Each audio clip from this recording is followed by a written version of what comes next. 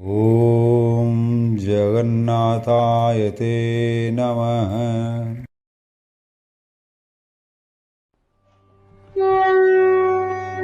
ॐ श्रीगुरुभ्यो नमः। हरिः ओम्। गीतासारम् इदं शास्त्रम् सर्वशास्त्रसुनिश्चितम् यत्र स्थितं ब्रह्मज्ञानं वेदशास्त्रसुनिश्चितम्। जय जगन्नाथ। ॐ अरूपं स्वरूपं चैव अनन्तं पुरुषोत्तमम् अव्यक्तं विश्वरूपाय जगन्नाथाय ते नमः। जय जगन्नाथ। सांख्य जगर आम आगु जो जावा आप पछ गुड़िक मन रखा दरकार। पछ गुड़ मन न रखिए ताले आगू मुझे जोड़ा शब्द व्यवहार होती बुझाऊथी गोटे श्लोक आप जोड़े तीन क्लास पड़ो।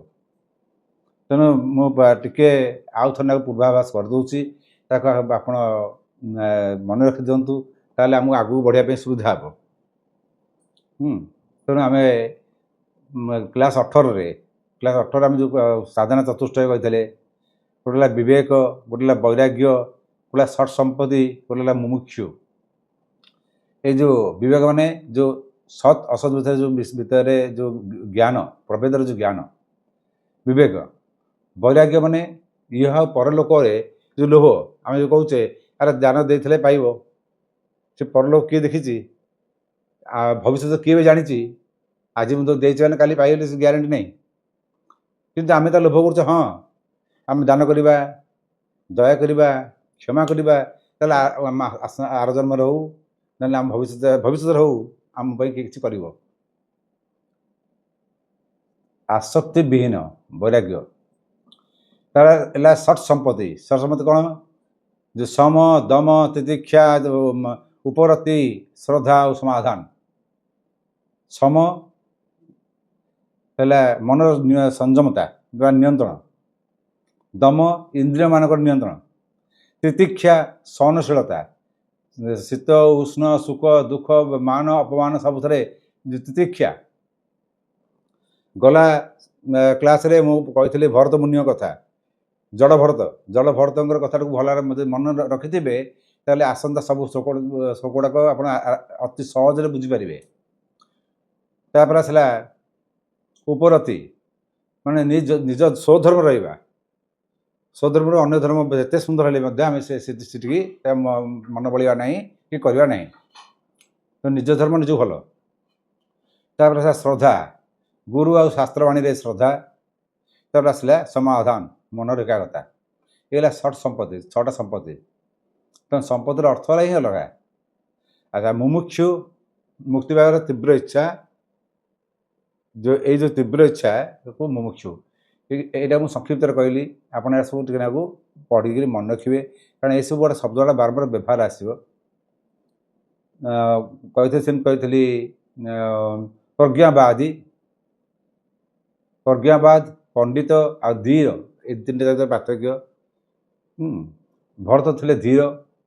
अच्छा ये जो तीन साधारण चतुष्टय अभ्यास करने कौन दरकार श्रवण मनन तापर निधिध्यासन से भाई अनुबंध चतुष्टय। अनुबंध कौन अधिकारी जी जो थर अधिकारी से जिन रहा दरकार अनधिकारी जिन पशा मैंने तुम अधिकार न तुम रखिपर नहीं। गोटे कागज पेपर ने कागज ने कागज ठुआर पा रखा कौन हम कि समय रही कागज भेदिक पाटा बोईज पा की रक्षा कर अधिकार कागज ना से जो पानी गोटे काच बोतल पूरवा गोटे मटियार पूरवा ताल से रही अधिकारी। तेणु शास्त्र मुक्ति ये ज्ञान जो अधिकार जार जो थाए से ही बुझीपर ना साधारण लोक बुझा बहुत कष्ट विषय तुम कौ विषय नहीं अधिकार कर विषय बाछब संबोध से विषय संपर्क जहाँ जिन थो तारी कर तुम सब जानी यहाँ टोटाली असंभव। ये विश्व ब्रह्मांड सब एते विस्तृत जे आम सबूर नाँ भी जान नथिबा तेणु एक विद्या शांति पद एक विद्या सुरक्षिता ताले प्रयोजन प्रयोजन से जो संबंध जहाँ जहाँ जिन दरकार मन कर ऑनलाइन करचे गोटे जूम किनी बोधे तरुण अवस्थी किनी जूमटे पेमेंट करेंगे कंप्यूटर ये जहाँ दरकार मो गोटे मोबाइल दरकार ऑनलाइन करने ये सब है तार आवश्यक सामग्री अनावर सामग्री रख ना से रही नष्ट हम खाली अलिया हम ताले अनुबंध चतुष्टय है ये चार्टा जाक ताले आत्मा और आत्मार विशेष गुणर गुण जहाँ चैतन्य बोली कहुए एत जिन मन रखु आम आगू आगू जावा ये बर्तमान आज आम आरंभ करवा द्वितीय अध्यायर 14 नंबर श्लोक 14-15 दुईट जाक पाखापाखि अर्थ बुझेब जड़ भरत कथा गला ये कही से गपटी भल मन रखिए जे निज पिला मानक मोह त्याग कर सन्यास है गोटे नुह 4टा पिलार सी से जो राजा भरत मृग मृगर ब्राह्मण नैष्टिक ब्राह्मण पुणी अंग्रेज गोत्रीय ब्राह्मण ये भी गोटे साधारण मृग शावक मोह एत जे से मला पर मृग ही जन्म ले आसिक नष्ट ब्राह्मण जन्म ले नष्ट जन्म पर गोटे साधनार फल कौन है साधना फल या जे पूर्व स्मृति गुड़ाक मन मन था राजावार स्मृति जहाँ ना आज भारत वर्ष से राजार स्मृतिटा रहा मृग समय मृगर स्मृतिटा राजार स्मृति जोड़ा दुईटा जगह स्मृति रहा ब्राह्मण समय तेणु सी जमी शीतोष्ण खरा वर्षा झड़ तोफान सब गोटे गाँव में बुलुवा षंढ भली बिना वस्त्र सेम साधारण वस्त्र छिना नेकड़ा पिंधि शीत पोशाक नहीं गरम पोशाक नहीं से बुलू था सत गोटे गाँव गोटे षंढटे रही पशु पुष्ट पुष्ट बलिष्ठ सेरा जी जहाँ देला खाईदे कि नहीं निर्विकार चित्त निजक घोड़ी रखापी मटी कादुरे बुलवा ना तेल लगे अच्छी ना गाधुआ ठीक अच्छी कि कौन केते लोग केते कथा कहीगले किंतु किसी शुणा प्रभाव नहीं मान संपर्क नहीं अपमान संपर्क नहीं से भरत कथा भी केन्द्र कले आप बुझीपारे श्लोक गुड़ाक से कौन कहला 14 नंबर श्लोक मात्रा स्पर्शेस्तु मात्रा मात्रा स्पर्शेस्तु कौंतेय शीतोष्ण दुख सुख दुखदा शीतोष्ण सुख दुखदा आगमा पानीयो नित्या तीक्ष्व भारत मात्रा स्पर्शेतु अर्थात मात्रा स्पर्श मात्रा माने माप मापिबा तो केते मात्रा रे काम नहीं पारू आज्ञा मत 100 टन 200 टन दिखाँ मुझे नहीं माप मात्रा स्पर्श जहाँ छुए छुआ जाए ताले कौटा मात्रा स्पर्श हो ये मात्रा अर्थ ताले कौन है तेणु मात्रा स्पर्श तेणु यही मात्रा अर्थ है इंद्रिय अंतकरण जो अंतकरण इंद्रिय मापरे मैं जी परिमाण स्पर्श अनुभूति हुए गोटे लोक 12 फुट दूर देखिपे गोटे आखि खराब है आम चषमा पिंधे आम 100 फुट दूर देखिपारानी तो गोटे साधारण लोक गोटे जहाँ तीव्र दृष्टि थी से 100 फुट दूर देखिपर तेणु ये जो भिन्नता अच्छी मात्रा तेणु ये मात्रा स्पर्श साधारणतः इंद्रिय को नहीं बुझाऊँगी मात्रा स्पर्श तू कौंतेय देखो आपको आगुरी भी कही कुंतीकर पुओ कौंतेय पृथार पुत्र हो पार्थ माने पृथा पृथा हूँ कुंती तार पुओ पार्थ यही शब्दटा भाव से व्यवहार करती जिते सी देखती जे तादे नारी शक्ति जागरण हुए क्या अर्जुन दे अर्जुन टी नारी भाया स्वभाव करुना तेणु से जाणिक से नारी शक्ति मार यटा को नहीं थोड़ी नाट को तेणु कौंतेय शीतोष्ण ଶୀତୋଷ୍ଣ ସୁଖ ଦୁଃଖ ଦାହା। ଏଠି ଶୀତ ମାନେ ଶୀତ ଶୀତ ଆଉ ଉଷ୍ଣ ମାନେ ଗରମ, ଯୋଡ଼ା ଯାକ ଯାହା ସମାନ। ସୁଖ ଆଉ ଦୁଃଖ ଏ ଦୁଇଟି ଯାକ ଯାହା ସମାନ, ସେ ସମାନ ହେଇଯାଏ। ଆଗମାମ ଆଗମା ଆଗମ ଯୁକ୍ତ ଆପାଇନ, ଆଗମ ପ୍ରତ୍ୟାଗମନ, ଆଗମନ ପ୍ରତ୍ୟାଗମନ, ଆସିବା ଯିବା। ଆଗମନ ଆଗମା ମାପିନୋ ମାପିନ, ଅନିତ୍ୟା ସେ କହିଲା ଅନିତ୍ୟା। ଏଠି ବିସର୍ଗ ଆଉ ଅମିଶିଲେ ନ ଖଣ୍ଡ ହୋଇଯାଇଛି। ଅନିତ୍ୟା ତାନ୍ ତିତିକ୍ଷସ୍ୱ, ମାନେ ଯେଉଁଠି ଆସିବା ଆଗମନ ପ୍ରତ୍ୟାଗମନ ଆଉ ଯେଉଁଟା ଆସେ ଯାଏ ସେଟା ସବୁ ଅନିତ୍ୟ, କାରଣ ସେ ଆସେ ଆଉ ଯାଏ। ତାଙ୍ଗ ସେଗୁଡ଼ିକୁ ତିତିକ୍ଷା, ମୁଁ ଯେଉଁ ଲାଇନ୍ କହିଲି ନା ଷଟ୍ ସମ୍ପତ୍ତି ସମ ଦମ ତିତିକ୍ଷା, ଏଗୁଡ଼ା ସବୁ ସହିଯାଏ, କାରଣ ଏଗୁଡ଼ା କିଛି ଲାଭ ନାହିଁ, ସେ ଆସିବ ପୁଣି ଚାଲିଯିବ। ତିତିକ୍ଷସ୍ୱ ଭାରତ, ଭାରତ ଏଠି କେଉଁଟା ଥିଲା? ଭାରତ ନାହିଁ, ଭାରତ ଭୂମି କହିଲାନି ସେଠି। ଭରତ ବଂଶଜ, ରଘୁବଂଶରୁ ରାଘବ, ସେମିତିକା ଭାର୍ଗବ, ଭୃଗୁ କାହାକୁ କୁହାଯାଏ? ପରଶୁରାମକୁ। ପରଶୁରାମ ମଧ୍ୟ ଭୃଗୁବଂଶ ଯାଇଥିଲେ, ତାକୁ ଭାର୍ଗବ ବି କୁହାଯାଇଛି। ତେଣୁ ରଘୁବଂଶରେ ଆସିଥିବା ରାମଚନ୍ଦ୍ର ରାଘବ ବୋଲି କୁହାଯାଇଛି। ସେମିତି ଏଠି ଗଲା ଭାରତ, ମାନେ ଭରତ ବଂଶଜ, ଯେଉଁ ଭରତ କଥା କହୁଥିଲି, ସେ ଯେତେବେଳେ ରାଜର୍ଷି ଭରତ ଥିଲେ, ଯାହା ମୁଁ ଗଲା ଅଧ୍ୟାୟରେ କହିଛି ଯେ ରାଜର୍ଷି ଭରତ, ତାପରେ ସେ ମୃଗ ବ୍ରାହ୍ମଣ ହେଲେ। ରାଜର୍ଷି ଭରତଙ୍କର ବଂଶ ଯାଇଥିବାରୁ ତୁ ସେଇ ଦୃଷ୍ଟିରୁ ସହିଯା, କାରଣ ଭରତ ସହିଛନ୍ତି। ଗଲା ଅଧ୍ୟାୟରେ ମୁଁ କହିଛି ଜଳଭରତ କଥା। ଭାଗବତର ପଞ୍ଚମ ସ୍କନ୍ଧରେ ସ୍ପଷ୍ଟ ଭାବରେ ବର୍ଣ୍ଣନା ହେଇଛି, ଆରମ୍ଭ ଶେଷ ପର୍ଯ୍ୟନ୍ତ ତା ବଂଶ ଏବଂ ତା ପରବଂଶ, ତାର ରାଜାଙ୍କ ସହିତ କଥୋପକଥନ, ବହୁତ ଚମତ୍କାର ଆଉ ଜ୍ଞାନବୋଧ ଶେଷରେ ଅଛି। ଭାରତ ବୋଲେ ଆମେ ଏଥିରେ କ'ଣ ବୁଝିଲେ? ସାଧାରଣ ଅର୍ଥରେ ବୁଝିବାକୁ ଦେଖିବାକୁ ଗଲେ, ହେ କୌନ୍ତେୟ ମାତ୍ରା ସ୍ପର୍ଶେ ତୁ ଶୀତୋଷ୍ଣ ସୁଖ ଦୁଃଖ ଦାହା ଭବତି। ହେ ଭରତ, ତେ ଆଗମାପିନ ଅନିତ୍ୟା ତାନ୍ ତିତିକ୍ଷସ୍ୱ। ଅର୍ଥାତ୍ ହେ କୁନ୍ତିପୁତ୍ର ଅର୍ଜୁନ, ଏଇ ଯେଉଁ ଇନ୍ଦ୍ରିୟମାନଙ୍କ ଦ୍ୱାରା ଯେଉଁ ସ୍ପର୍ଶାନୁଭୂତି, ମାନେ ଏଠି ସ୍ପର୍ଶ ଗୋଟେ ସୁଖ ଉଷ୍ଣ ଦୁଃଖ ବା ଏଇ ଯୋଉଟା ଆସେ ଆଉ ଯାଏ, ଯାହା ସବୁ ଆସୁ ଯାଉଛି ସେ ଅନିତ୍ୟ, ନିଶ୍ଚିତ ନୁହେଁ, ରହିବନି। ତାକୁ ଟିକେ ସହିଯିବା ଭଲ। ସୁଖ ବେଳେ ନା ଆନନ୍ଦ ହେଇଗଲେ କିଛି ଲାଭ ନାହିଁ, କାରଣ ଦୁଃଖ ଆସିଯିବ। ଦୁଃଖ ହେଲେ ବି ବେଳେ ମଧ୍ୟ ଦୁଃଖୀ ହେଇଯିବା ଆବଶ୍ୟକ ନାହିଁ, କାରଣ ତାପରେ ସୁଖ ଆସିଯିବ, ରାତି ଦିନ ଭଳି।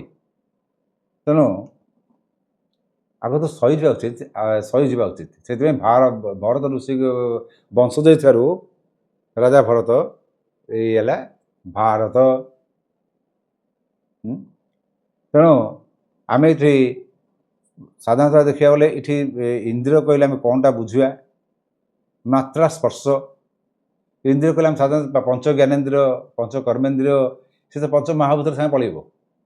କିନ୍ତୁ ଏଇ ଯେଉଁ ପଞ୍ଚ ଜ୍ଞାନେନ୍ଦ୍ରିୟ ଦ୍ୱାରା ଯେଉଁ ଜ୍ଞାନଟା ଅନୁଭୂତି ହୁଏ ସେଇଟା ତ ରହିବ ନା।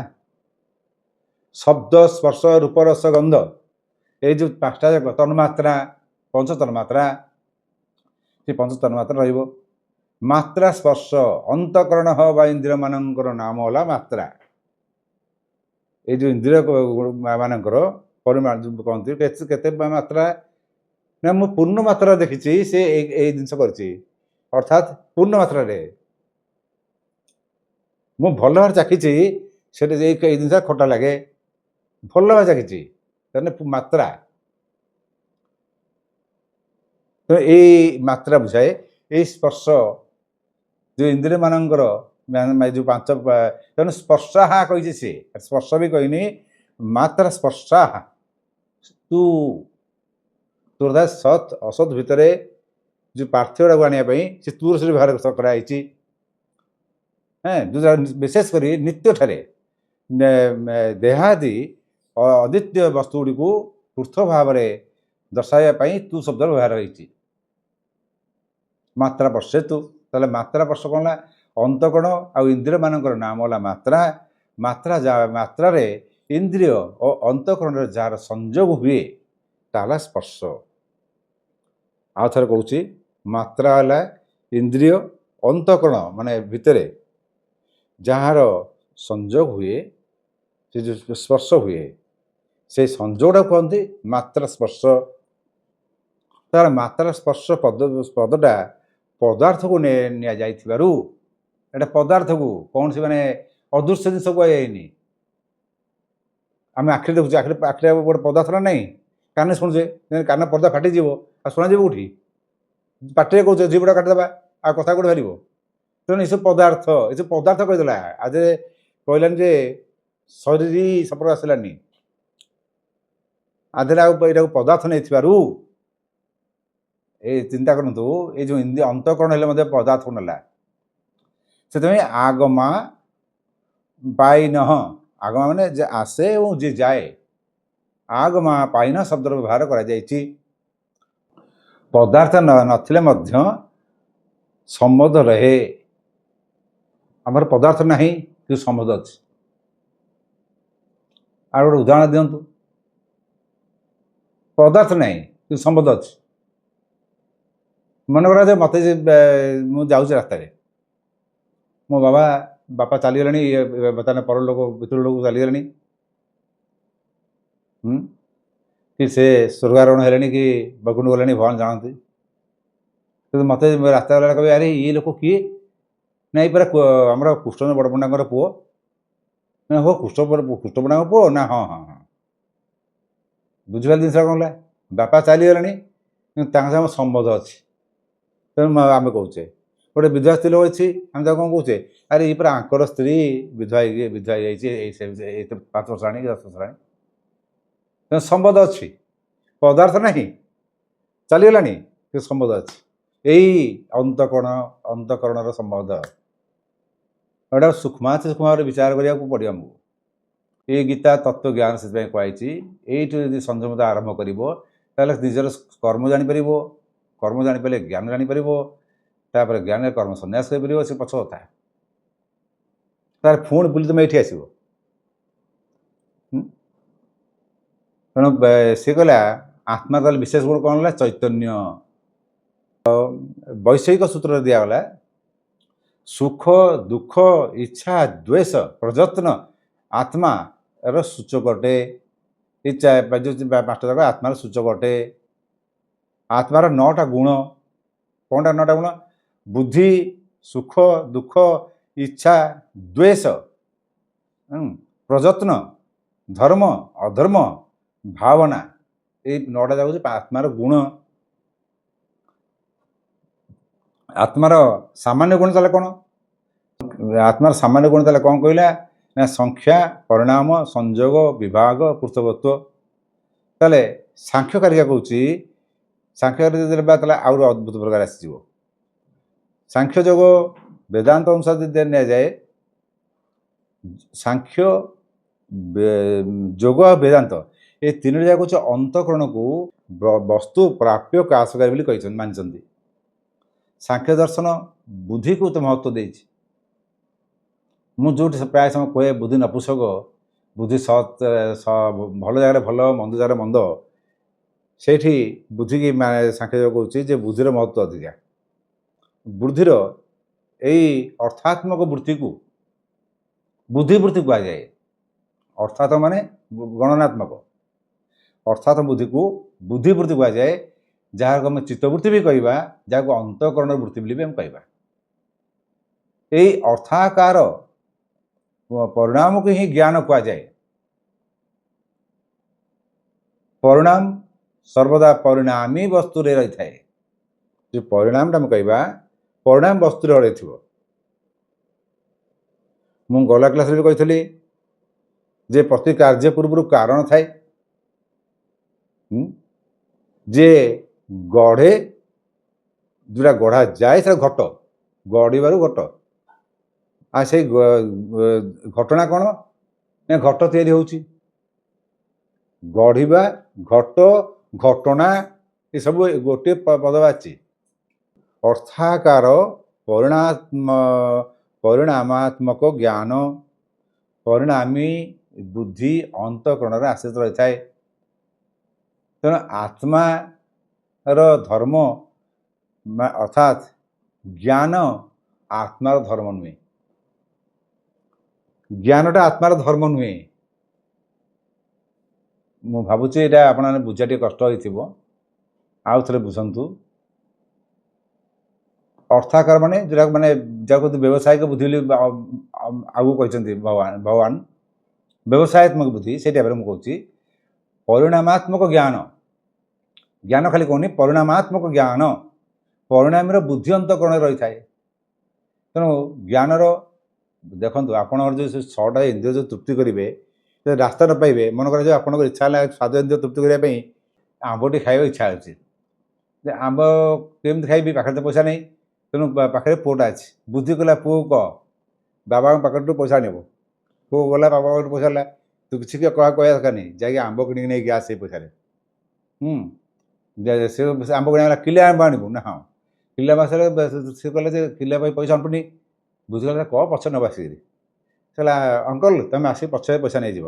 ସିଏ କହିଲା, ହଁ ଚିହ୍ନା ପଛରେ ଦୋକାନ ତ, ଠିକ୍ ଅଛି, ତ ଆମ୍ବ ନେଇ ଯାଅ।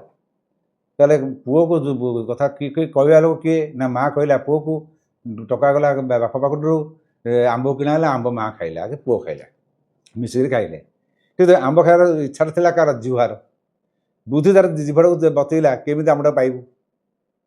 ତେଣୁ ଏଇଥିପାଇଁ କହିଲି ପରିଣାମୀ, ଏ ଯେଉଁ ପରିଣାମାତ୍ମକ ବୁଦ୍ଧି ବା ଜ୍ଞାନ, ପରିଣାମିନୀ ବୁଦ୍ଧି, ସେ ସ୍ତ୍ରୀଲିଙ୍ଗ ବାଡ଼ି ସେଟା ପରିଣାମିନୀ ବୁଦ୍ଧି ଅନ୍ତଃକରଣରେ ଆଶ୍ରିତ ଥାଏ। ଏ ଭିତରେ ରହିଛି ଆମର, ଆମେ ଜାଣିପାରୁଛେ, ଜାଣୁନେ। ତେଣୁ ଜ୍ଞାନ ଆତ୍ମାର ଧର୍ମ ନୁହେଁ, ଅନ୍ତଃକରଣର ଧର୍ମ, ଅନ୍ତଃକରଣର ହିଁ ଧର୍ମ ଅଟେ ଜ୍ଞାନ। ତେଣୁ ଜ୍ଞାନଟା ଆତ୍ମାର ଧର୍ମ ନୁହଁ। ଆମେ ବୁଝିପାରୁଛୁ ନା? ଜ୍ଞାନ ଶରୀର, ଶରୀରୀ, ଶରୀର ନାହିଁ, ଶରୀର ବି ନାହିଁ, ତେଣୁ ଆତ୍ମା ବି ଶରୀରୀ ନୁହଁ। ଚମତ୍କାର, ଆତ୍ମା ଶରୀରୀ ନୁହଁ। ମୁଁ ଆଗକୁ ଯିବି। ତେଣୁ ଅନ୍ତଃକରଣରେ ହିଁ ଧର୍ମ ରହିଥାଏ। ସେଥିପାଇଁ ସେଇ ଇନ୍ଦ୍ରିୟ ଗୁଡ଼ାକର ଆକାର ମାନେ ଅନ୍ତଃକରଣକୁ ହିଁ ସୁଖ ଦୁଃଖ ପ୍ରଦାନ କରିଥାନ୍ତି, ଆତ୍ମାକୁ କରିପାରନ୍ତି ନାହିଁ। ଆତ୍ମା ତା ଭିତରେ ରହିଥାଏ, ସେ ଅନ୍ତଃକରଣରେ ଦୁଃଖ ସୁଖ ପକେଇ କରନ୍ତି। ଏଇ ଯେଉଁ ଇନ୍ଦ୍ରିୟ ମାନେ ଯେଉଁ କହିଗଲି, ପଞ୍ଚ ଜ୍ଞାନେନ୍ଦ୍ର ଦ୍ୱାରା ଯେଉଁ ଶବ୍ଦ ସ୍ପର୍ଶ ରୂପ ଗନ୍ଧ, ତାହେଲେ ଇନ୍ଦ୍ରିୟ ମାନେ ଏଇଭଳି ଭାବରେ ଆମକୁ ଆତ୍ମାକୁ କଷ୍ଟ ଦେଇଥାନ୍ତି। ତେଣୁ ସାଂଖ୍ୟ ଯୋଗ ଅନୁସାରେ ଆମେ କ'ଣ କହିଲା? ସାଂଖ୍ୟ କାରିକା 18ରେ କହିଲା, ସାଂଖ୍ୟ ଅନୁସାରେ ଜନ୍ମ ମରଣ ଇନ୍ଦ୍ରିୟମାନଙ୍କର ବ୍ୟବସ୍ଥା ଏକ ସାଙ୍ଗରେ ପ୍ରବୃତ୍ତିର ଅଭାବ ତଥା ଗୁଣର ଭେଦ ଯୋଗୁଁ ପୁରୁଷ ଅର୍ଥାତ୍ ପୁରୁଷ ଆତ୍ମାର ଅନେକତା ସିଦ୍ଧି ହୋଇଥାଏ। ମାନେ ଅନେକଟା ସିଦ୍ଧ ବୋଲି ସେ ପ୍ରମାଣ କରିଦେଉଛି। ଆତ୍ମା ଅନେକ ଭାବରେ ସିଦ୍ଧ ହୋଇଥାଏ। ଶୀତ ଉଷ୍ଣ, ଶୀତ ମାନେ ସେ ଥଣ୍ଡା, ଆଉ ଉଷ୍ଣ ମାନେ ଗରମ। ଶୀତ ହେଲେ ଯଦି ଅନୁକୂଳ ହୁଏ, ଗରମ ତାହେଲେ ପ୍ରତିକୂଳ ହେଲା। ଏଇ ଦୁଇଟା ଯାକ ବୁଝି ହେଉଛି। ଅନୁକୂଳ ଦେଶ କାଳ ବ୍ୟକ୍ତି ବସ୍ତୁ ମାନଙ୍କର ପରିସ୍ଥିତି। ମନେକର ଯାହା ତୁମେ ଗଲ, ସେଠି ସବୁ ଲୋକମାନେ ସବୁ ଆନନ୍ଦରେ ନାଚୁଛନ୍ତି, ତୁମକୁ ଭଲ ଲାଗିଲା, ଯାହା ହଉ ଆନନ୍ଦରେ ହସୁଛନ୍ତି ନାଚୁଛନ୍ତି, ତୁମେ ଭଲ ଲାଗିଲା। ତୁମେ ଭଲ ଲାଗିଲା ମାନେ ଏଇଟା ଅନୁକୂଳ ହେଲା। ମାନେ କେଉଁଟା? ପରିସ୍ଥିତି। କେଉଁଠି ଗଲ ନା ମୁଁ ଯାଇଥିଲି ଆମେରିକାର କ'ଣ ସେ ନାଇଟ୍ କ୍ଲବ୍, ଆମେରିକା ଯାଇଥିଲି, ମାନେ ଦେଶ ଆସିଗଲା। କାଳ କେଉଁ ସମୟଟା ନା ରାତି କେଉଁ ସ୍ଥାନ ନା ସ୍ଥାନ ହେଲା ନାଇଟ୍ କ୍ଲବ୍। ମ୍ୟୁଜିକ୍ ଫ୍ୟୁଜିକ୍ ଅଛି, କି ମଜା ହେଲା। କ'ଣ ମଜା ନ ହେଇଛି। ଆଚ୍ଛା, ଦେଶ କାଳ ବ୍ୟକ୍ତି କିଏ ସେ ନା ମୁଁ। ବସ୍ତୁ, କେଉଁ ବସ୍ତୁରେ ମଜା ନେଲୁ ନା ନାଚିଲୁ, ଆଉ ଜଣ ଧରି ନାଚିଲୁ, ମଦ ପିଇଲୁ, ଆଉ ସେ କ'ଣ ଆଉ ସବୁ ଯେଉଁ ଖାଦ୍ୟ ସେ ବିଭିନ୍ନ ଖାଦ୍ୟ ଖାଇଲୁ, ସେ କୁକୁଡ଼ା ଗୋଡ଼ ଯେଉଁ ଭିଡ଼ନ୍ତି ଭିଡ଼ିଲୁ, ଏସବୁ କଲୁ, ମଜା ପାଇଲୁ, ବସ୍ତୁ। ତେଣୁ ଘଟଣା କ'ଣ ନା ସେଠି ସମସ୍ତେ ମତୁଆଲ ଥିଲେ। ସେଥିପାଇଁ ଆମେ ମତୁଆଲ ରହିଲୁ। ଘଟଣା ହେଲା ମତୁଆଲ ହେବା, ଆନନ୍ଦରେ ନାଚିବା, ଆମେ ନାଚିବାର ଘଟଣା, ଆମେ ବି ନାଚିଲୁ ନା ଇତ୍ୟାଦି। ମନରେ ଅନେକ ପ୍ରକାରର ସୁଖ, ଏହାର ପ୍ରତିକୂଳରେ ମନ ଦୁଃଖ ହୋଇଯାଏ। ଯଦି ଏହା ନ ମିଳିଲା ମନ ଦୁଃଖ ହୋଇଯିବ। ତାଙ୍କ ଘରୁ ଗଲ ସୁଖ ପାଇବା ପାଇଁ, ସେ ବସି କାନ୍ଦୁଥିବେ, କିନ୍ତୁ କାହିଁକି କାନ୍ଦୁଛ? ନା ମୋ ବାପା ମୋତେ ବାଡ଼ି ତା ପୁଅକୁ ବାଡ଼ି କାଟିଥିବାରୁ ସେ ପୁଅ ଯାଇ ଦୌଡ଼ି ଦେଇଦେଲା। ନାଇଁ, ସେ ସୁଖ ପାଇବ ନା ଦୁଃଖ ପାଇବ? ଦୁଃଖ ପାଇବ। ଏଇ ହେଲା ପ୍ରତିକୂଳ। ତେଣୁ ଅନୁକୂଳ ଆଉ ପ୍ରତିକୂଳ ସମାନ ରହିଯାଏ। ଯାହାର ଅନ୍ତଃକରଣକୁ ପ୍ରବେଶ ନ କରେ ସିଏ ହେଲା ଧୀର। ଭରତ, ଜଡ଼ ଭରତ ଭଳିଆ ଧୀର। ସେ କଥା ସେ କହୁଛନ୍ତି, ଏଠି ସୁଖ ଦୁଃଖର ଉଦାହରଣ ଦିଅନ୍ତି। ଆମେ ସୁଖ ଦୁଃଖ ଏଇ ଯେଉଁ ଶୀତ ଉଷ୍ଣ, ଶୀତ ଆଉ ଉଷ୍ଣ ମାନେ ଥଣ୍ଡା ଆଉ ଗରମ ନେବା, ତାହେଲେ ତ୍ୱଚା ଆସିବ। କେବଳ ତ୍ୱଚା ଇନ୍ଦ୍ରିୟ, ତ୍ୱଚା ହିଁ ଆମକୁ ଥଣ୍ଡା ଗରମର ଅନୁଭବ କରାଏ। ଯାହାର ତ୍ୱଚା ନାହିଁ ବା ତ୍ୱଚା ଯଦି କଭର କରିଦେବା, ତାହେଲେ ଶୀତ ଦିନେ ବି ଗରମ ଲାଗିବ। ଯାହାର ଆଖି ଅଛି, ଯେ ଆଖିଟାକୁ ବାନ୍ଧିଦେବା ବା ଆଖିଟା ମୁଜି ହେଇଯିବ, ତାହେଲେ ସେ ତାକୁ ତ ଦିନଟା ରାତିରେ ଦେଖାଯିବ। ତେଣୁ ଏଠି ସବୁ ଇନ୍ଦ୍ରିୟକୁ କେନ୍ଦ୍ର କରି ସେ କହିଛି। ତେଣୁ ଏଠି ଗୋଟେ କଥାରେ ମୁଁ ସହମତ ହେବି ସାଂଖ୍ୟ ଯୋଗରେ। କାହିଁକି ସହମତ ହେବି? ନା ଆମେ ମାନେ ଯେଉଁ କର୍ମ କରୁ, ଆମେମାନେ ଦେଖିବାକୁ ଜିନିଷ ଭଲ ପାଉ, ଶୁଣିବାକୁ ଜିନିଷ ଭଲ ପାଉ, ଆମେମାନେ ସେଇଭଳି ସ୍ଥାନକୁ ଯାଉ। ସାଧାରଣତଃ ବର୍ତ୍ତମାନ ଦେଖ, ଆମର ବର୍ତ୍ତମାନ ଏଇ ଯେଉଁ ୟୁଟ୍ୟୁବ୍ ଫ୍ୟୁଟ୍ୟୁବ୍ ହେଉଛି, ଆଜିକାଲି ଏଇ ଯେଉଁ ଗୀତା ଗାନ ହେଉଛି, ସେ ଗୋଟେ ଦିନରେ ମାନେ 50,000 ଭିଉ ତ ପ୍ରଶ୍ନ ଉଠୁନି। ଯଦି ମୁଁ ଏଇନେ କହିବି ଯେ ମୋଦି ଯାଇକିରି ଅମୁକ ଜାଗାରେ ତାଙ୍କର ଗୋଟେ ଗାର୍ଲଫ୍ରେଣ୍ଡକୁ ଚକୋଲେଟ୍ ଯାଚିଲେ, ତାହେଲେ ଦେଖିବ ହଠାତ୍ ଦେଖିଲା ବେଳକୁ ମୋଦି ଆସିଛନ୍ତି ମୋଦିଙ୍କର ଗାର୍ଲଫ୍ରେଣ୍ଡ ହେଲେ ଆଗ ମିନିମମ୍ 1,00,000 5 ଲକ୍ଷ ଗଲେ ଲୋକ ଭିଉ ଦେଖି ସାରିଥିବେ। କାରଣ ଆମ ଇଚ୍ଛାଟା ଦେଖିବାର ଇଚ୍ଛା, ଜାଣିବାର ଇଚ୍ଛା, ଶୁଣିବାର ଇଚ୍ଛା। ମୋଦିର ଗାର୍ଲଫ୍ରେଣ୍ଡ, ଆମ ନିଜ ଗାର୍ଲଫ୍ରେଣ୍ଡ କେତେ ମରିଯାଉ, କିନ୍ତୁ ମୋଦିର ଗାର୍ଲଫ୍ରେଣ୍ଡ ଇଚ୍ଛା। ଏଇ ହେଲା ଦୁଃଖର କାରଣ ଆମ ଭିତରେ। ଆମେ ଅନ୍ୟକୁ ଦେଖୁ, ନିଜକୁ ନୁହଁ। ନିଜେ ଆମେ ବାଏସ୍ଡ। ଏଇ ହେଲା ଦୁଃଖର କାରଣ। ତେଣୁ ଶୁଣିବା ପାଇଁ, ଏଇଟା ଶୁଣିଲା ପରେ ଆମେ ଦେଖିଲୁ ନା, ଜଣେ କହିଲା ଆରେ ଆମ ୟୁଟ୍ୟୁବ୍ ବାହାରିଛି, ମୋଦିର ଗାର୍ଲଫ୍ରେଣ୍ଡ କେମିତି ଦେଉଛନ୍ତି ଦେଖିଛି, ଭିଡ଼ିଓ କରିକି। ଦେଖିଛି, କେଉଁଟା ଚ୍ୟାନେଲଟା ଦେଖିଲୁ, ଶୁଣିଲ, ଦେଖିଲ, ତାପରେ ଦେଖିକି ଶୁଣିଲ, ହଁ ଠିକ୍ କଥା। ଆଉ ତମେ ସେ ଲାଷ୍ଟକୁ ଅନ୍ୟମାନଙ୍କୁ କହିଲ। ଏଇଭଳିଆ ବିଭିନ୍ନ ପ୍ରକାର ସୁବାସ ଅଛି। କାହାକୁ କେଉଁ ପ୍ରକାର କେବଳ ମଲ୍ଲି ଫୁଲ ବି ଦୁର୍ଗନ୍ଧ ହୁଏ। ମୁଁ ଜାଣିଥିଲି ଗୋଟେ ଲୋକ ମଲ୍ଲି ଫୁଲ ବାସ୍ନା ମଧ୍ୟ ଆଲର୍ଜି ହେଇଯାଏ।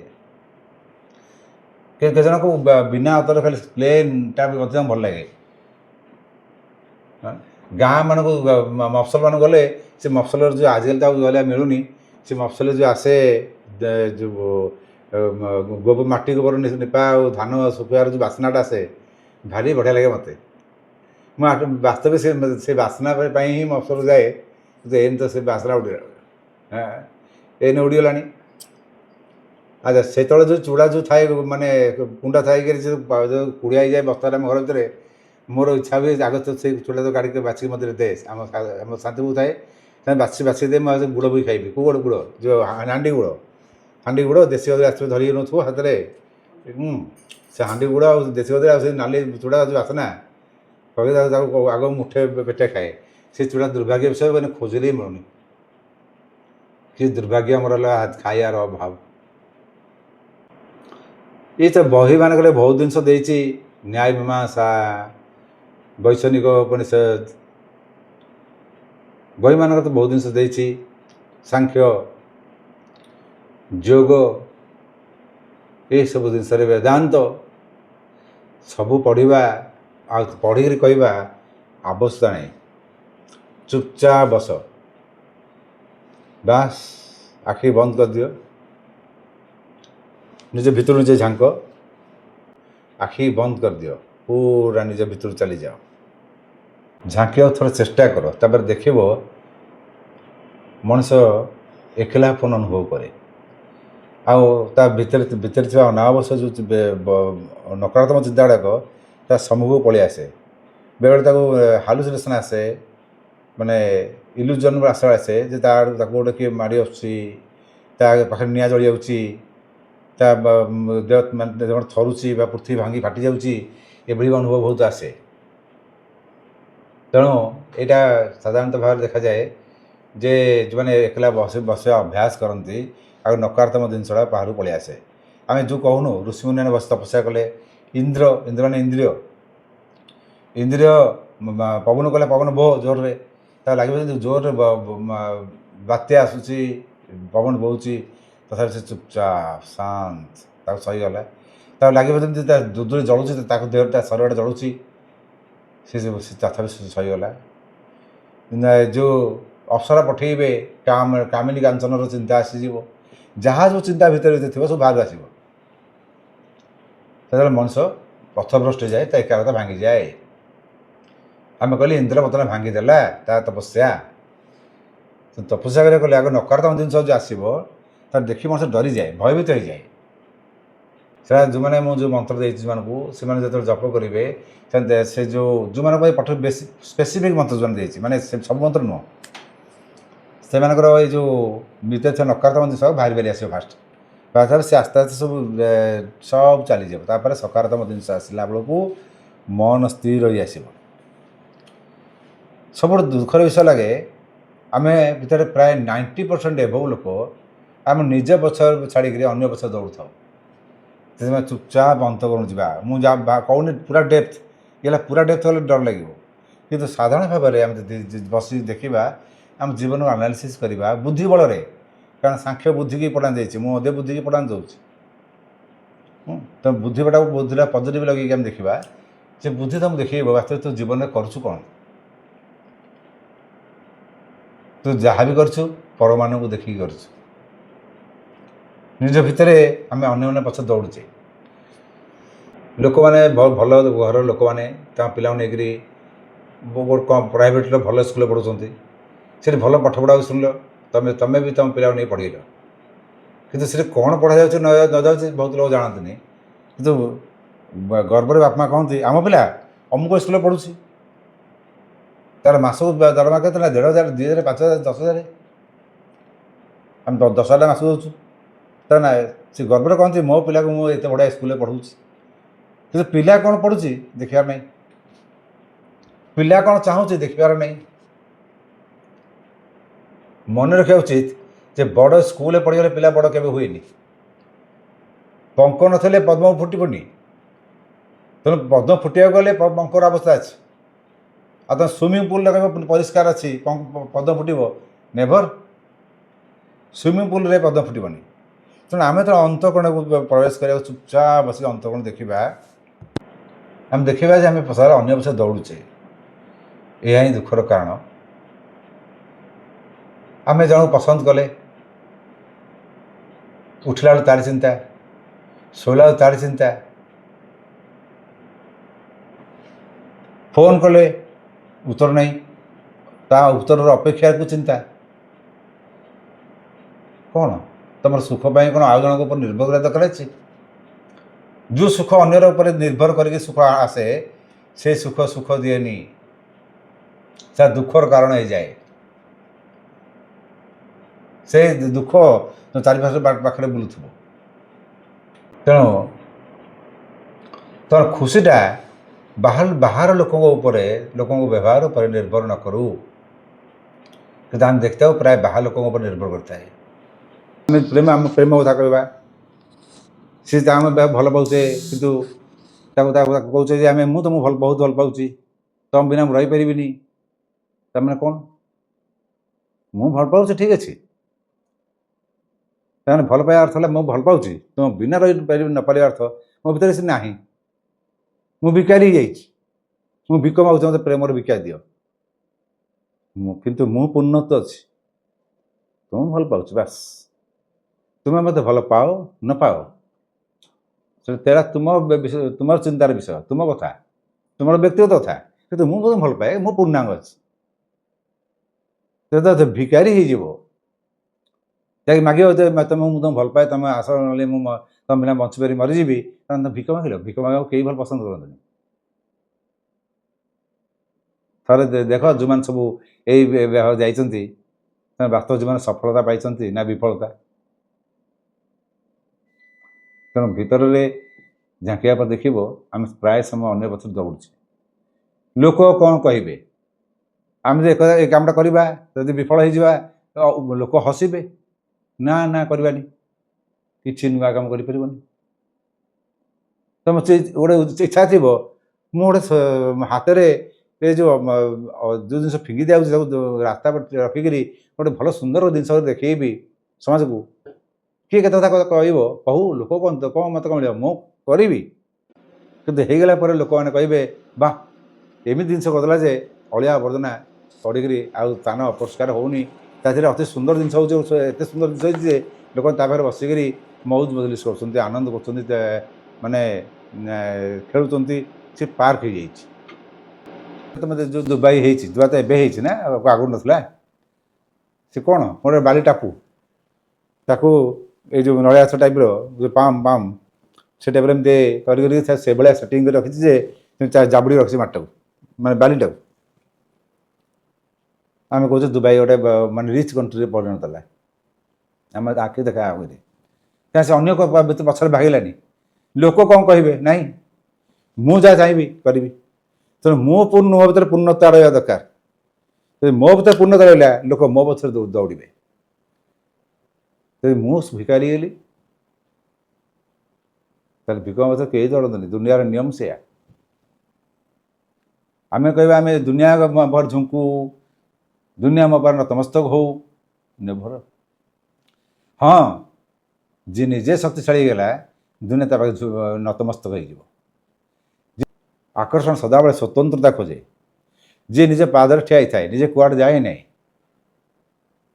सदाबले उपस्थित न थाए मनुष्य से आड़े आकर्षित होता है यहाँ आकर्षण स्वाभाविक नियम दुनियार स्वाभाविक नियम है पूर्ण पाखक दौड़ा तो जो मैंने साधु सन्त हो जाती से गोटे जगह बसता से निजस्व पाई था से ही शक्तिशाली से जाती से आम जो कहे धन मिलगले घर मिलगले आनंद मिल सुख मिल गाड़ी मिल ना जदि मिल था ताले बुद्धदेव हो महावीर हूँ कि बर्तमान जो मैंने सब साधु सन्त अच्छा से रजा दौड़े ये रजा कले मंत्री मंत्री मैंने जीवार कारण तो नहीं तमार घर अच्छी गाड़ी अच्छी सम्मान अच्छी अभाव कौटी निज भर पूर्णता ना जहाँ भर पूर्णता अच्छी पाक समस्त जाते तुम मैंने जो अनुभव गोटे कथा कह जो कथार ओजन रहा तो अनुभव कौच तेणु तुम अनुभव कह शिख साइलेंस लिसनर हुओ ताल देख आस्ते आस्ते दुनिया तुम बस दौड़ा भी आरंभ कर ये जो शीतोष्ण मैं सुख दुख साथ सामान रखला शीत को सुख सांगे उष्ण को दुख सांगे मैं खाली चर्म कहलानी इंदिर कथा कहला क्या कथा शुणिल अरे मुझे कल लोक मैंने कौन कहे लोक मैंने कौन कहे कि आम बहुत दिन सर दो लोक मान गाड़ी शुणी भर राग आस जाए तार एगुड़ा आम भर ना अन्य आसे कान भर को आम क्रोध आसे मुझे मत एमती कहला देखला सी मत एमती कहला जब कौन धर बेक मार तक मुथा धरला बेक मारला मुथा जहाँ हम मार बोल पुणी राग बढ़ तेना रागर कारण भी अन्य मुझे नुहे मो भीतर ना से ईर्षा आउर भयंकर रोग मनुष्य बर्तमान जो बंचुची ईर्षार बंचुची अन्य को देखिकी तार कौन के घर द्वार हो घर कौन एमती गोटे फैन बुलूची तार कौन सिलिंग टाइम ब्रह्मांड देखा तो मुझे गोटे करी ମୋଟା ସାଧାରଣ ପ୍ଲେନ୍ ପ୍ଲେନ୍ ଦେଖାଉଛି। ଆରେ ବାବା ଘର ରହିବା ପାଇଁ ଗୋଟେ ଘର ଦରକାର। ହଁ, ଯେଉଁ ଲୋକ କରିଛି ଯେତେବେଳେ 80 ବର୍ଷ ବୟସ ବା 90 ବର୍ଷ ବୟସ ଯାଇକି ଯେତେବେଳେ ହସ୍ପିଟାଲରେ ପଡ଼ିଥିବ ବେଡ୍ ଉପରେ, ସେତେବେଳେ ଚିନ୍ତା କରୁଥିବ ମୋ ଏବେ ଏଇ ଯେଉଁ ହସ୍ପିଟାଲ ଆକାଶରେ ବିଶ୍ୱ ଦେଖାଉଛି। ମୁଁ ଘରେ ବିଶ୍ୱ କରିଥିଲି, ତ ସେ ବିଶ୍ୱ ଘରେ ଥିବା ବିଶ୍ୱରେ ଯଦି ରଖିଦିଆଯାଏ ତେବେ ମଧ୍ୟ ସେ ଆକାଶ ଅଣାଣିକି ଚୁପଚାପ ଶୋଇପଡ଼ିବ। କିନ୍ତୁ ଉଠିବି, ମନେ ପକାଇବ ସେ ଅତୀତର ସେଇ ସ୍ମୃତିକି, ଯେଉଁ ସ୍ମୃତିରେ ସେ ନିଜକୁ ଆନନ୍ଦ ପାଇଛି, ଯେଉଁ ସ୍ମୃତିରେ ସେ ବେଶୀ ଦୁଃଖ ପାଇଛି। ମନରେ ସେ ଯୋଡ଼େ ଜିନିଷ ବହୁତ ମନେ ରଖେ, ବହୁତ ଦୁଃଖ ପାଇଥିବା ଜିନିଷ ମନେ ରଖେ, ବହୁତ ସୁଖ ପାଇଥିବା ଜିନିଷ ମନେ ରଖେ। ତେଣୁ ଏଇସବୁ ଜିନିଷ ଗୁଡ଼ିକ ଆମକୁ ଛାଡ଼ିବାକୁ ପଡ଼ିବ। ଅନ୍ୟର ଶୁଣିବା କଥା ଛାଡ଼ିବାକୁ ପଡ଼ିବ। ଅନ୍ୟ କ'ଣ କହିବେ, ସବୁଠୁ ବଡ଼ ରୋଗ। ସେ ସନ୍ଦୀପ ମାହେଶ୍ୱରୀ କହିଲା ଭଳିଆ ସବସେ ବଡ଼ା ରୋଗ କ୍ୟା କହେଙ୍ଗେ ଲୋକ। ସେଇଟା ଏକେବାରେ ଠିକ୍। ଏଇଟା ରୋଗ, ଏଇଟା ଗୋଟେ ଲୋକମାନଙ୍କର। ମୁଁ ଚାହୁଁଛି ତୁମେମାନେ ପୂର୍ଣ୍ଣତ୍ୱ ପ୍ରାପ୍ତ ହୁଅ। ମୁଁ ଚାହୁଁନି ତୁମେ ଅନ୍ୟମାନଙ୍କୁ ଦେଖିକିରି କର। ଅନ୍ୟମାନଙ୍କୁ ଦେଖିକିରି କେତେ କରିବ? ଶିବଙ୍କ ଡମ୍ବରୁ ତମ ବଡ଼ା ଡିପ୍ ଡିପ୍ ଡିପ୍ ଡିପ୍। ଯେତେ ଦେଖିବ ତାଠୁ ଅଧିକା, ଯେତେ ଦେଖିବ ତାଠୁ ଅଧିକା, ଯେତେ ଦେଖିବ ତାଠୁ ଅଧିକା। ତ କେତେ ଖାଲି ଦେଖୁଥିବ ଜୀବନ ପଳେଇବ। ଏମିତି ବହୁତ ଲୋକ ମୁଁ ଦେଖିଛି। ଜଡ଼ ଭରତ କଥା ଶୁଣ। ସେ ଅଙ୍ଗିରସ ଗୋତ୍ରରେ ବ୍ରାହ୍ମଣ, ଭଲ ବ୍ରାହ୍ମଣ ଘରେ ଜନ୍ମ ନେଲେ। ପିତା କ'ଣ କରୁଥିଲେ? କୁଳ ପୁରୋହିତ, କୁଳ ଧର୍ମ। ଭରତ କ'ଣ କଲେ? ସ୍ୱଧର୍ମ। ଆତ୍ମଜ୍ଞାନ, ମୋର କାଳେ ପୂର୍ବ ସ୍ମୃତି ଭୁଲିବିନି, ମୁଁ ଆତ୍ମାରେ ହଜିକି ରହିବି, ମଜିକି ରହିବି। ମାନ ଅପମାନ ସମ୍ପର୍କ ନାହିଁ, ଶୀତ ଉଷ୍ଣର ଗରମର ସମ୍ପର୍କ ନାହିଁ, ଝଡ଼ ତୋଫାନ ବର୍ଷାର ସମ୍ପର୍କ ନାହିଁ। ଯାହା ମିଳିଲା ଖାଇଲି, ତା ଦେହରେ ସମ୍ପର୍କ କିଛି ନାହିଁ। ମୋର କାହା ସାଙ୍ଗେ ସମ୍ପର୍କ ନାହିଁ। ମୋ ବ୍ରହ୍ମ ଭଲ, ମୁଁ ଭଲ, ବାସ ଭଲ। ଜଡ଼ ଭରତ। ବାପା କଲେ କୁଳ ଧର୍ମ, ସେ ପୁଅ କଲା ସ୍ୱଧର୍ମ। ତାହେଲେ ସ୍ୱଧର୍ମଟା ଠିକ୍ ନା ପୁଅ ଧର୍ମ କୁଳ ଧର୍ମ ଠିକ୍? ତେଣୁ କୁଳ ଧର୍ମ ଶ୍ରେଷ୍ଠ ହେଲେ ମଧ୍ୟ ବି ସ୍ୱଧର୍ମଟା ସର୍ବଶ୍ରେଷ୍ଠ। ତ ସଦାବେଳେ ସ୍ୱଧର୍ମକୁ ହିଁ ଭଗବାନ ଗୁରୁତ୍ୱ ଦେଇଥାନ୍ତି, କୁଳ ଧର୍ମକୁ ଏତେ ଗୁରୁତ୍ୱ ଦିଅନ୍ତିନି। କୁଳ ଧର୍ମ କର, ତା ସହିତ ସ୍ୱଧର୍ମ କର, ତମ ଭିତରେ ଯାହା ଚାହୁଁଛି। ଆଉ ବର୍ତ୍ତମାନ ଆପଣ ଯେଉଁ ଦେଖୁଛନ୍ତି, ମୁଁ ଯାହା ଦେଉଛି, ଯେଉଁ ଦୀକ୍ଷା ଦେଉଛି, ଯେଉଁ ଇଏ କରୁଛି, ଏସବୁ ମୋ କୁଳ ଧର୍ମ, ମୋ ସ୍ୱଧର୍ମ ନୁହେଁ। ଯିଏ ନିଜ କାମରେ ହଜିଯାଏ, ତାପରେ ଅହମ୍ ତାପରେ ଭାଗିଯାଏ। ଯିଏ ନିଜ କାମରେ ହଜିଯାଏ, ଅହମ୍ ତାଠାରୁ ଭାଗିଯାଏ, ରହିପାରିବନି। ସେଥିପାଇଁ ଆମର ଗର୍ଭଗଞ୍ଜକ ମାନା ଯେଉଁ ଅହମ୍ଟା ମୁଁ ନୁହଁ। ଏ ଆହୁରି ବଡ଼ ବିଚିତ୍ର କଥା ମୁଁ ଆପଣଙ୍କୁ କହୁଛି। ଅହମ୍ଟା ମୁଁ ନୁହଁ, ଅନ୍ତଃକରଣର ବୃତ୍ତି। ସେ ବୁଦ୍ଧିକୁ ଅହମ୍ଟାକୁ କ୍ରିଏଟ୍ କରେ। ମୁଁ ନୁହଁ, ମୁଁ ହେଲେ ଆତ୍ମା। ଆତ୍ମା ସମ୍ପର୍କ ହିଁ ନାହିଁ।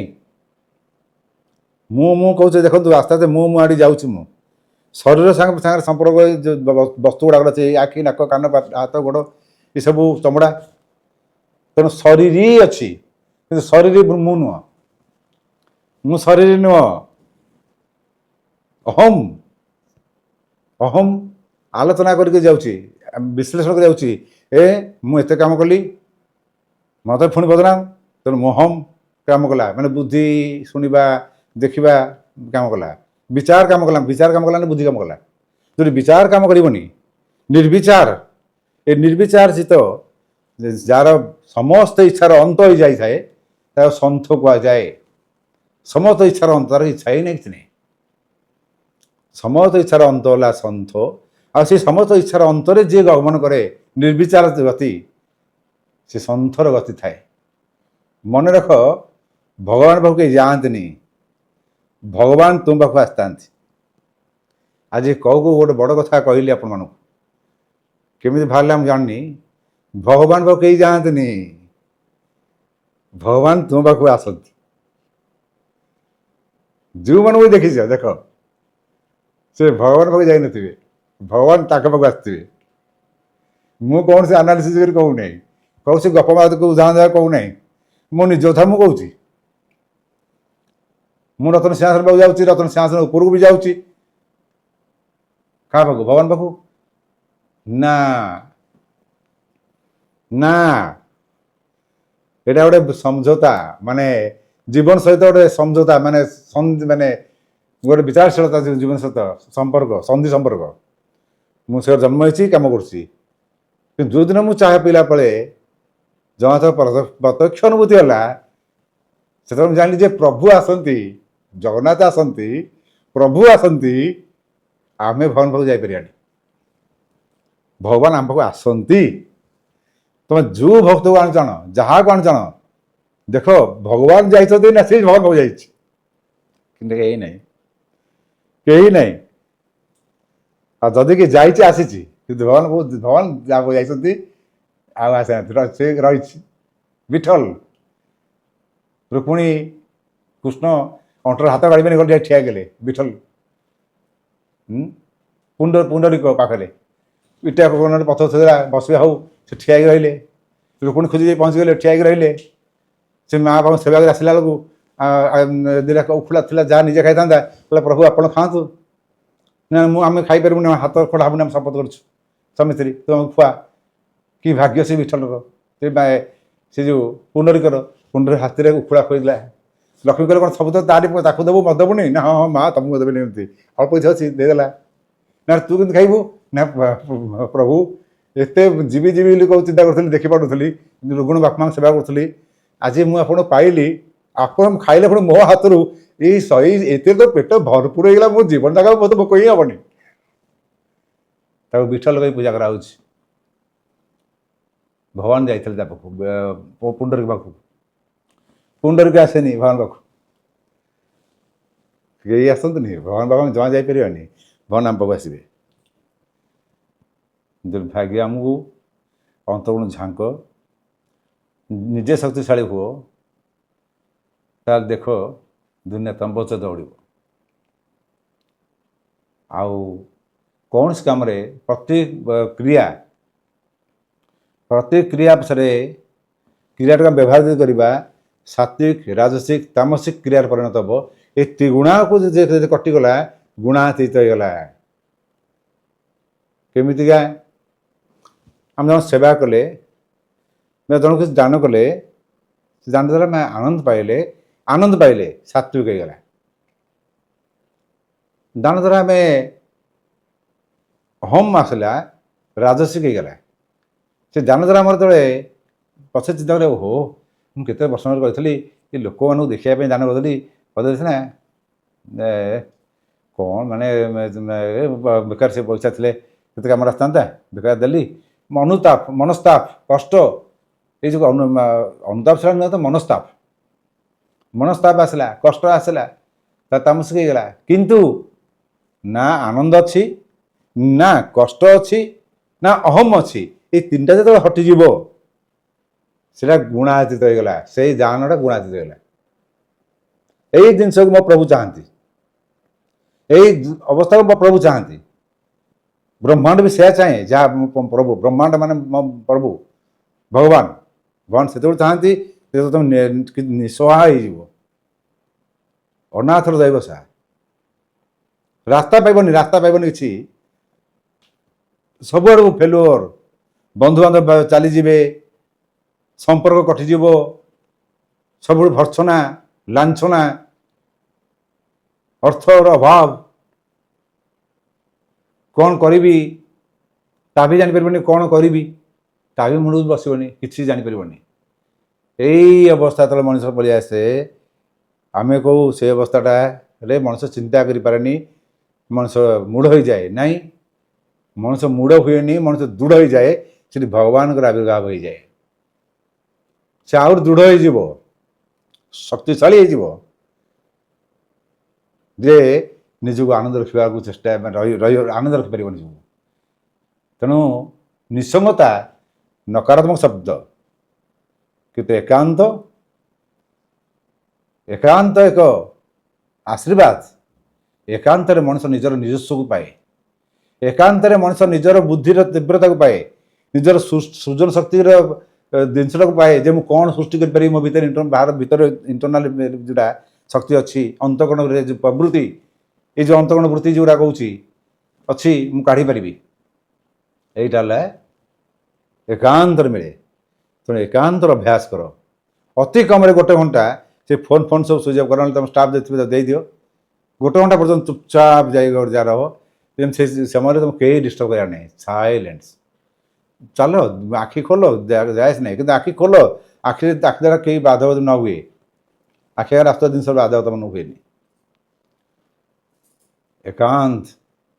ଏକାନ୍ତ ଭଳିଆ ସାଥୀ କେହି ନୁହନ୍ତି। ଏକାନ୍ତରେ ତ ନିଜର ସାଥୀ। ଯିଏ ନିଜକୁ ଭଲ ପାଇପାରିଲା ସେ ସାରା ସଂସାରକୁ ଭଲ ପାଇପାରିବ। ଯିଏ ନିଜକୁ ଦାନ କରିପାରିବ ସମାଜକୁ ଦାନ କରିପାରିବ। ତେଣୁ ଏଇଥିପାଇଁ ମୁଁ କହେ ଏଇ ଯେଉଁ ଜିନିଷ ବୁଝିବାକୁ ଗଲେ ସେଇ ଜିନିଷ ଶ୍ରୀମତ 15 ନମ୍ବରରେ ବି ସେଇ କଥା ସେ କହିଛି, ଜଂ ହୀନ ବ୍ୟଥୟନ୍ତେ ତେ ପୁରୁଷ ଶବଃ ସମ ଦୁଃଖ ସୁଖଂ ଧୀରଂ ସମୃତ ତ୍ୱୟା କଳ୍ପତେ। ଧୀର ଯିଏ ବୁଦ୍ଧିମାନ ଲୋକ, ଆତ୍ମଜ୍ଞାନ ଜାଣିଛି, ଜଡ଼ ଭରତ ଭଳିଆ ଧୀର, କାହାକୁ ଜଣିବାକୁ ଦେଉନି, ଶାନ୍ତ, ସିଏ ହେଲା ତା ପାଖରେ ସେ ମୁକ୍ତି ପାଇଁ ଉପଯୁକ୍ତ, ସେ ହିଁ ମୁକ୍ତି ପାଇପାରିବ। ଆଜି ଏଇଠି ରଖିବା। ଜୟ जगन्नाथ। अगर आपको यह वीडियो पसंद आया हो तो हमारे चैनल रामचंद्र बड़पांडा सामंता ऑफिशियल को लाइक, शेयर और सब्सक्राइब करें। नए वीडियो की अपडेट पाने के लिए बेल आइकन को दबाना न भूलें। जय जगन्नाथ।